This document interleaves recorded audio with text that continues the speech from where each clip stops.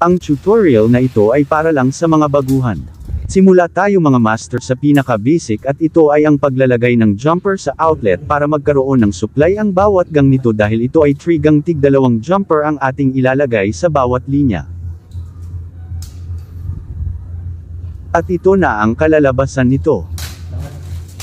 At sa pag-splice ganito rin ang aking ginagawa. Sundin nyo lang po mga master.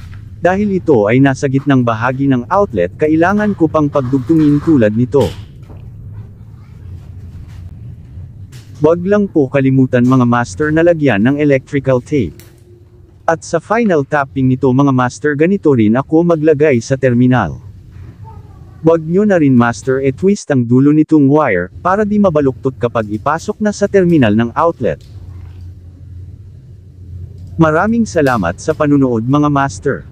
At kung nagustuhan nyo ang ating topic ngayon nagmamakaawa ako na huwag pong kalimutan mag-like at comment sa inyong mga feedbacks para dagdag ideya na rin sa mga baguhan. Hanggang sa susunod na video, ingat po lagi sa trabaho.